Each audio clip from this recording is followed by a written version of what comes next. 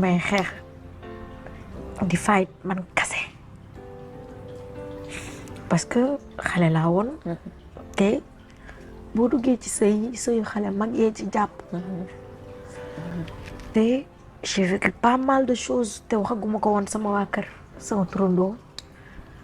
parce que bugguma woon mu ñëw parce que boobu teel na maa ngi xeex ak Sénégal parce que bugguma woon am fay lu jógee li ma gën a metti mooy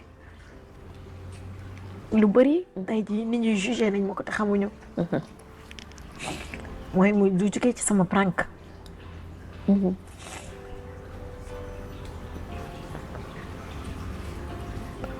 tey jii ku ci nekk booy dugg ci dara am nga espoir bi ku ci nekk xam na ni jigéen buy jug pour sëy yi day pare parce que du bëgg benn faay naan su ma demee dinaa toppatoo sama jëkkër ngir du xool kenn su ma demee nii laay comporté wee su ma demee il faut ma mel nii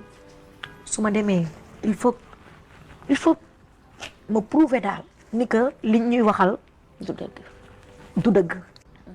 lu ci bari parce que jigéen booy dugg ci sëy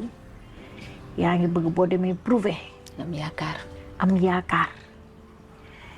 ànd ak benn kii boo xam ne même li ngay dugg boo ci xawee hésité sax danga naan su ma demee mën naa koo baaxal mën naa koo gérer luñ ma teg mën naa koo tegoo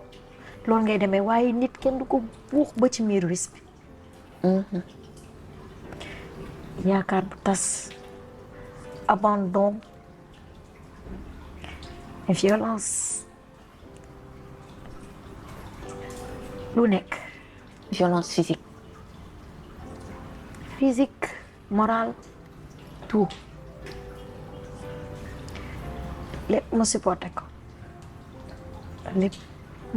ko ba keroog bi may sës parce que yaa ngi doon bañ ku ne la xamoon nañ ko maa ngi doon bañ ku ne ma xamoon nañ ko wala du yàgg xam ngeen suñu papa ay lan nañu woon pas allemand dañ daan dóore waaye dóor bokkul ci sëy yonent bi sallallahu alayhi wasallam diglewu ko waaye yàlla ku mu narta fay du la xëyloo soxna si c'est vrai ni ngay nettali sa dund metti na ñun sax dañ laa yërëm dañ laa ñeewant sénégalais yi ku nekk mi ngi ciy jël di wax encore une fois gis ngeen diggante ñaar ñu bëggante wala ñaar ñu sëyoon ba tas ku ci wax ca lu rafet ndax ëllëg jubooy bàyyi tax te kenn xamul lu xew ci yàlla noppi na soxna si amaana lii la yàlla teg nii nga jóge ci sëy boo xam ne danga ci souffrir yàlla am na waaju baax ju mu la dencal fële waaye waajooju bu toogee tey di seetaan jigéen ñëpp laa wax nag bul bàyyanteeg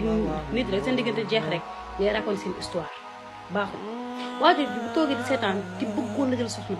gis ni yaa ngi xaw sutura yaa ngi wax sa méttitu sëy li nga fa doon dund lépp yaa ngi koy wax ñun waa kii su ma ko takkee bis na ñu tàqali ko ndax du toog weeraat ma ni samay bañ di gis samay noonu di gis nga sa dund bis boo ko jëlee rek exposé ko ci internet ku nekk may nga ko ci sa bopp et pourtant ñii ñuy wax suñu dund mënuluñu dara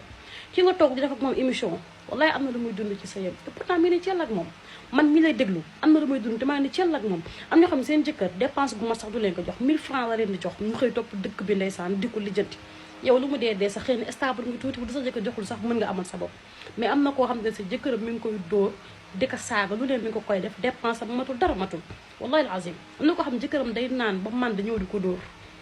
te wallahi mi ngi ci sëy bi toog di muñ ngir njabootam mi ngi muñ ndax xam na ni yàlla bis dina ñëw yàlla fay ko loolu noonu kon ñu ñaan ñun jigéen ñëpp encore sutura encore bàmmeelu biir jigéen yàlla daf ko mooñaalee jël lépp àdduna dénk ko góor ñi matuñu de dinaan jigéen matu mais góor ñi ñoo matul